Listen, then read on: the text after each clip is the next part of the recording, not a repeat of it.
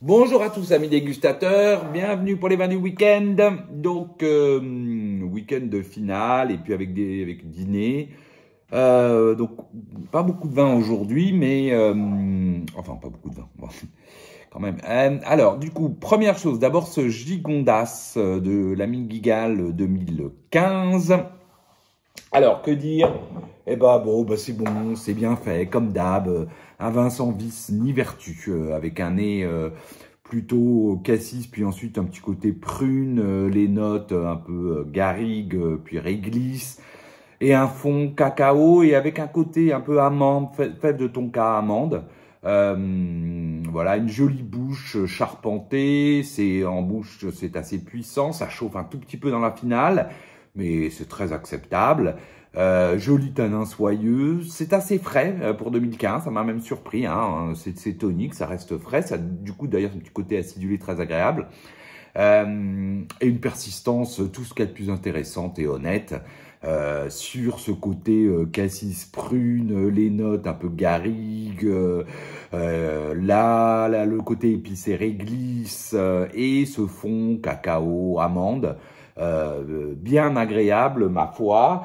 En gros, conforme à ce qu'on en attend, ça dépasse ni en bien ni en mal. Voilà, comme je vous dis, ni vice ni vertu, bon gigondas comme on attend.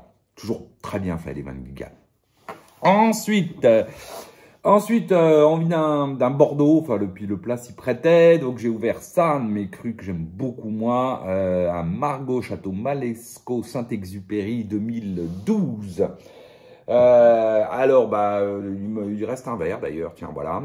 Que vous dire si ce n'est que le Bordeaux c'est bon, quoi. Il n'y a pas à dire quand on en boit et que c'est bien fait, c'est bon. Un très joli nez, de cassis léger compoté. Alors après, on a les notes de cèdre un peu, puis ensuite le côté boîte épicée, boîte à cigare,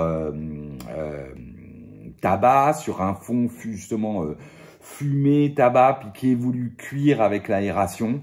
C'est classe, c'est droit, c'est élégant, c'est profond. On va retrouver ça en une bouche charpentée, voire presque robuste. Structure assez marquée. D'ailleurs, allez, si on devait dire une petite chose, c'est un poil rigide, peut-être. Les tanins sont ronds à soyeux. Jolie fraîcheur, c'est profond, c'est élégant. C'est bien expressif, on est toujours sur le cassis et la boîte à cigares, le bois précieux, cèdre, voilà, le côté un peu poivron rouge grillé qu'on retrouve un petit peu plus en bouche. Sur ce fond, donc, plutôt cuir, qui évolue très cuir, finale fraîche, assez profonde, mais qui est pas du tout austère. Donc voilà, c'est bon, quoi. C'est très bon.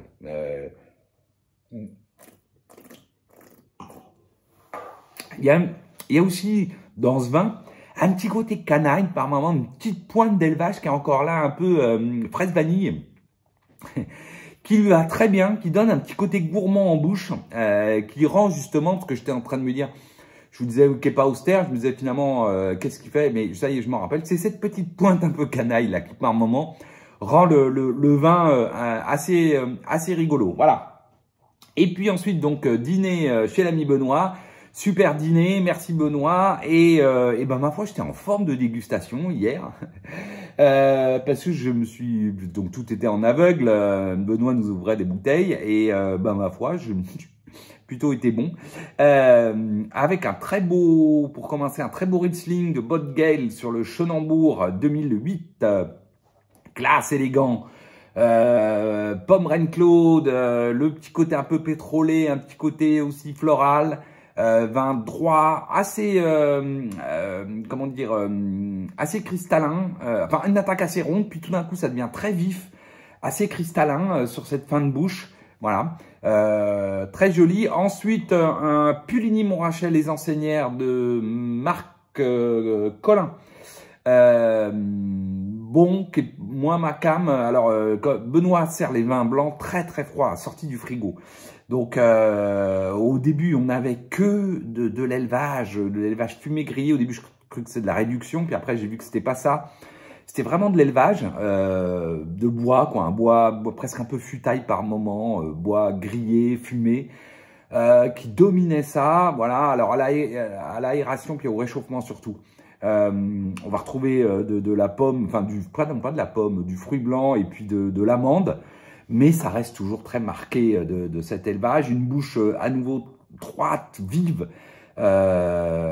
Du coup qui fait très Puligny, c'est vrai, bien traçante.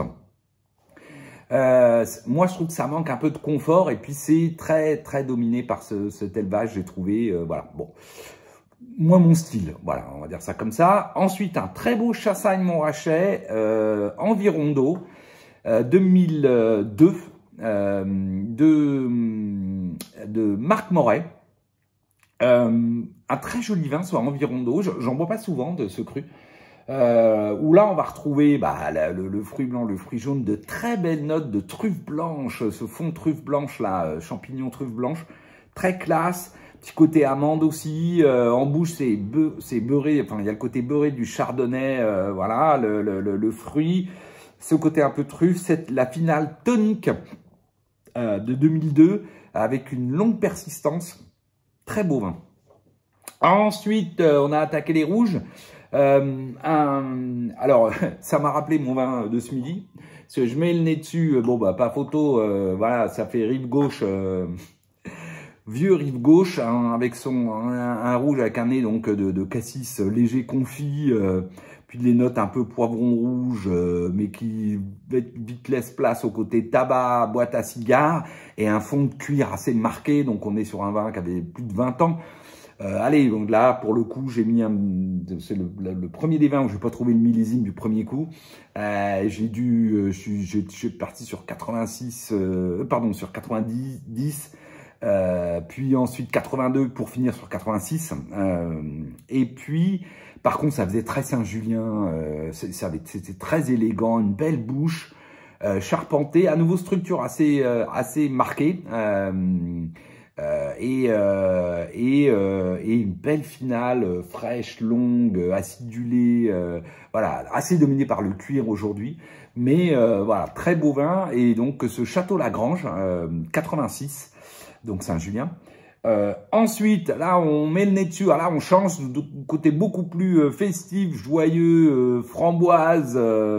Framboise groseille mûre, des notes ronces, sous-bois, humus qui arrivent, une pointe épicée réglisse sur un fond à nouveau un peu d'élevage, mais très classe, un fond fumé tabac, voilà, belle bouche, tonique, voilà, on sent que c'est un millésime qui a une vingtaine d'années, qui est mûr, mais qui a une jolie fraîcheur tonique.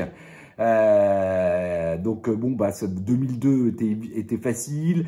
Le côté très élégant et puissant tout en finesse m'emmenait à Gevrey, et puis le côté élevage assez classe m'a rappelé Dom Laurent, voilà. Et donc du coup bah c'était un très joli Gevrey-Chambertin. Oui, ça faisait premier cru, il y avait une belle allonge. On n'était pas sur un Clos Saint-Jacques parce que ça manquait un peu de fond, mais on sentait quand même que c'était beau cru. Donc chez Dom Laurent, je sais qu'il faisait du Clos Saint-Jacques et puis des castiers. Donc voilà, donc c'était effectivement un beau castier 2002 de Dom Laurent à Gevrey-Chambertin. Très joli vin, arrivé à maturité, super.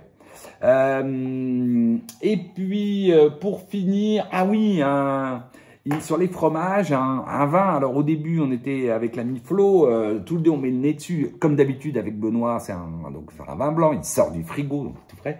Là, on a des notes assez végétales, presque typées buis, donc tous les deux on se regarde, on se dit, ah bah oui, ça a l'air d'être un Sauvignon.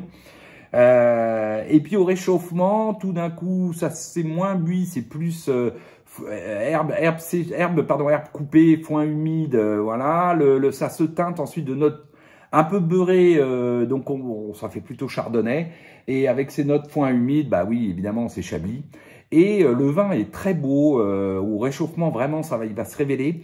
Avec un côté assez étonnant, un vin en deux temps. Premier temps, très fruits blancs, fruits jaunes, même presque avec un petit côté par moment, pas exotique, mais pas loin quand même. Les notes foin humide, herbe séchée, ce côté roche, silex, coquille d'huître qu'on retrouvait très bien, vraiment qui permettait d'identifier Chablis, à l'attaque, une attaque vive, fraîche, profonde. Puis tout d'un coup, un beurré qui arrivait, et en goût, et aussi dans la matière, qui venait s'enrober tout d'un coup, qui devenait grasse, qui enrobait la finale fraîche, tonique, voilà, et qui montrait qu'il y avait de l'élevage. Donc voilà, ça permettait de se rendre compte que c'était un Chablis probablement un très beau premier cru ou un grand cru qui voyait quand même un peu de bois. Et c'était un très beau vin que ce Chablis du domaine Drouhin, et c'était le grand cru Grenouille, que ma foi j'ai pas beaucoup bu. Ça devait être peut-être je me demande même si c'est pas le premier ou le deuxième que je dois boire. Enfin voilà, c'était très joli que ce Grenouille de Drouhin. Voilà pour l'affaire. Après ici il y a eu un petit Clos Baudouin très beau de Chiden 2006, pourtant millésime pas, voilà, mais très beau. Alors qu'il sentait le tilleul à plein nez, pomme, puis tilleul, bah vraiment tilleul, demi-sec, hein, je pense qu'il devait y avoir bien 15-20 grammes, mais une belle fraîcheur qui tient ça. C'est rond, c'est soyeux, c'est un peu langoureux, certes, voilà. Certains à table le trouvaient un peu trop souple. Moi j'aimais bien son côté un peu aguicheur, rond, et quand même cette petite fraîcheur tonique un peu acidulée en finale. Moi je trouve ça très bon. Un autre Chenin, un Saumur que moi j'ai pas du tout aimé parce que pour moi il avait passé mais ça Benoît s'y attendait tout à fait. D'ailleurs il m'a dit c'est même pas la peine que tu le goûtes. Et puis pour finir, qui m'a ramené sur terre, évidemment, un Riesling allemand Auslese, donc un Riesling, un SGN, on va dire, ou une VT, enfin VT SGN, donc 1988, où je me suis baladé à peu près partout, et sur les cépages, et sur le... D'abord, parce que le nez avait un côté mocha tourbé, que moi je trouve dans les vieux Gewürz, donc je vois que c'est tout de suite un vieux vin, voire un très vieux vin. Et pour moi, ça m'évoque tout de suite un très vieux Gewürz des années 70, un truc comme ça, 60, 70, voilà. Et donc, il me dit, bah non, c'est pas ça. Donc là, du coup, bon. Et puis alors là, partout, après, je suis parti partout parce qu'il y avait un côté fruit exotique. Évidemment, c'est pour ça que ça m'a fait aussi penser au Gewürz. Donc après, je suis parti sur du Mansingue, petit Mansingue. Après, je suis revenu sur du Chenin. Enfin bon, bref, je me suis promené partout. Et voilà, donc ça m'a permis de revenir sur Terre après avoir été plutôt pas mauvais du tout dans cette dégustation à l'aveugle. Voilà, bon, bah sur ce, je vous souhaite à tous une excellente semaine et je vous dis à la semaine prochaine. Salut!